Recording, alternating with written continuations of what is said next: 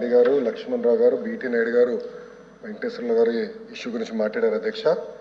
ప్రధానంగా ఎన్డీఏ ప్రభుత్వం అధికారంలోకి వచ్చే ముందల చాలా స్పష్టంగా ఎంతమంది బిడ్డలు ఉంటే అంతమంది బిడ్డలకి ఇస్తామని హామీ ఇస్తాం జరిగింది.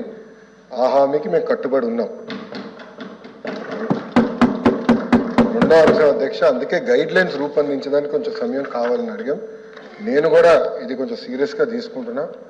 మంత్రులందరితో కూడా మేము చర్చిస్తున్నాం. గతంలో జరిగిన లోటుపాట్లు జరగకూడదనేది మా లక్ష్యం. మీరన్నట్టు గతంలో 15,000 రూపాయలని, తర్వాత అది కాస్త నెక్స్ట్ ఇయర్ 14,000కి అయింది, తర్వాత 13,000కి అయింది. 1,000 రూపాయలు టీఎంఎఫ్ అన్నారు, ఇంకో 1,000 రూపాయలు ఎస్ఎంఎఫ్ అని అది డబ్బులు తీసుకుంటాం జరిగింది. అంతేకాకుండా ఎలిజిబిలిటీ క్రైటీరియా కూడా మార్చడం జరిగింది అధ్యక్ష. గ్రామాలు వచ్చే గల 5,000 రూపాయలు నెలకు వస్తే ఆటోమేటిక్గా వాళ్ళు ఎలిజిబుల్ అనేది, 5,000 కన్నా తక్కువ వస్తే ఎలిజిబుల్ అన్నారు.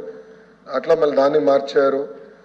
భూమి కూడా అది కూడా మార్చారు. దాని తర్వాత ఎలక్ట్రిసిటీ కన్జంప్షన్ విషయంలో కూడా కొన్ని నుసుకలు జరిగినాయి. ఇంతేకాకుండా పాదయాత్రలో కూడా నేను అనేక మందిని కలిసినప్పుడు వాళ్ళు చాలా స్పష్టంగా మేము ఇప్పుడు అప్పు చేసి ఒక 4-వీలర్ 4th హ్యాండ్ బండి కొన్నాం అంటే 30,000 రూపాయలు 40,000 రూపాయలు పెట్టి ఒక స్కార్పియో కొనుక్కున్నాం.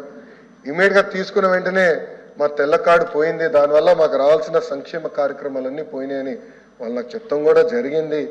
ఇది కూడా మేము డిస్కస్ చేస్తున్నాం. ఎందుకంటే గ్రామ సచివాలయం, వార్డు సచివాలయాలు స్వామి గారి కింద ఉంది, మళ్ళీ ఆర్టీజీ నా కింద ఉంది. మీ ఇద్దరం కూర్చుని డేటాని కూడా ప్యూరిఫై చేయాలి, పకడ్బందీగా ఇది అమలు చేయాలనేది లక్ష్యంతో మేము చేస్తున్నాం అధ్యక్ష. సో మీకు ఎలాంటి సందేహంలో అవసరం లేదు. అర్హులు ఎంతమంది ఉన్నా ఇవ్వాలనేదే ఎన్డీఏ ప్రభుత్వం లక్ష్యం. అది మేము సాధిస్తాం. రెండోది, ఇది బోత్ ప్రభుత్వం ప్రైవేట్ పాఠశాలలకు వెళ్ళే విద్యార్థులకి వర్తిస్తుంది. ఇంకో పక్కన పెద్దలు అన్నట్టు అధ్యక్ష 2019 నుంచి 24తో పోల్చితే ప్రభుత్వ పాఠశాలలో సుమారుగా 72,000 మంది విద్యార్థులు తగ్గారు అధ్యక్ష. ఇది కూడా మేము చర్చిస్తున్నాం. ఎందుకంటే నాడు నేడు కార్యక్రమం ద్వారా వేలాది కోట్ల రూపాయలు ఖర్చు పెట్టిన విషయం వాస్తవం. కానీ ఎందుకు విద్యార్థులు తగ్గారు? గత ప్రభుత్వం సిబిఎస్ఈ తీసుకొచ్చింది. సిబిఎస్ఈ మళ్ళీ బోర్డ్ ఎగ్జామ్స్ అని పెట్టారు. తర్వాత ఐబీ గురించి ప్రస్తావించారు. టోఫుల్ గురించి కూడా ఒక ప్రశ్న ఉంది, దాని గురించి కూడా మాట్లాడతారు. కానీ నిర్ణయాలు తీసుకున్నప్పుడు, విద్యారంగంలో నిర్ణయాలు తీసుకున్నప్పుడు చర్చించాల్సిన అవసరం ఉంది. యూనియన్లతో మాట్లాడాలి, ఉపాధ్యాయులతో మాట్లాడాలి, అందరినీ కూర్చోబెట్టి ఆమోద్యమైన పరిష్కారం వెతకాల్సిన అవసరం ఉంది అధ్యక్ష. నీ జర్క్ రియాక్షన్ తీసుకోవాల్సిన అవసరం లేదు. అందుకే మీరు చూస్తే నేను మంత్రి కరెక్ట్గా ఈ రోజుతో నెల అయింది నేను ఛార్జ్ తీసుకుని. నేను కూడా అధికారులు చెప్పేది ఒకటి, రాబోయే సంవత్సరం ఏం చేయబోతున్నాం రోడ్ మ్యాప్ వేద్దాం, అందరితో చర్చిద్దాం, సంఘాలు అందరినీ కూర్చోబెడదాం, మాట్లాడదాం, వచ్చే సంవత్సరం నుంచి అమలు చేద్దాం. నాకు నచ్చింది కనుక ఇది ఇద్దాం, నాకు నచ్చలేదు కనుక ఇది తీసేద్దాం అనేది కరెక్ట్ కాదు. చర్చించిన తర్వాత నేను నిర్ణయం తీసుకుందాం అనేది ఒక లక్ష్యంగా మేము పెట్టుకున్నాం.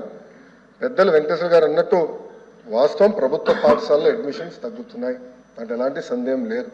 ఒక పక్కన ఎన్డీఏ ప్రభుత్వం రిక్రూట్మెంట్ కూడా చేస్తుంది. మీరు చూసారు, దాదాపు 16,000 మంది ఉపాధ్యాయుల రిక్రూట్మెంట్కి మేము తొలి అడిగేసాం. అది మేము నెక్స్ట్ అకాడమిక్ ఇయర్కి మేము పూర్తి చేస్తాం. కానీ ఇంకో పక్కన చూస్తే దాదాపు 11,000 పాఠశాలలో 10 కన్నా తక్కువ మంది విద్యార్థులు ఉన్నారు. ఎందుకున్నారు? ఎలా అడ్మిషన్స్ పెంచాలి, నాణ్యత ఎలా పెంచాలి, అసెస్మెంట్ ఎలా చేయాలి, టెక్నాలజీతో జోడించి ఎలా చేయాలి, first grade, second grade, third grade pressure లేకుండా సిస్టమేటిక్ ఎట్లా చేయాలనేది కూడా మేము చర్చిస్తున్నాం. పక్క రాష్ట్రాల్లో కూడా ఏం జరుగుతుందో మేము చూస్తున్నాం. అటు ఉత్తరప్రదేశ్లో ఒక మోడల్ ఉంది, ఢిల్లీలో ఒక మోడల్ ఉంది, పక్క రాష్ట్రాల్లో కూడా ఏం జరుగుతుందో అందరం చర్చిస్తున్నాం. అధికారులు కూడా ఒక టీం వేసాం, వాళ్ళు కూడా వెళ్ళి చూస్తున్నారు. వాళ్ళు నివేదిక ఇచ్చినా నేను కూడా వెళ్ళాలనుకుంటున్నా. వెళ్ళి ఏం చేస్తున్నారో మోడల్ చూసి మన రాష్ట్రానికి కరెక్ట్ మోడల్ ఏంటనేది రూపొందించి అది మీ ముందర పెట్టి అందరు అభిప్రాయాలు తీసుకున్న తర్వాత మళ్ళీ ఆంధ్ర రాష్ట్ర ప్రజలు తల్లిదండ్రులు ముందర పెడతా వాళ్ళ అభిప్రాయాలు సేకరించిన తర్వాతనే వచ్చే అకాడమిక్ ఇయర్ నుంచి మేము అమలు చేస్తాం.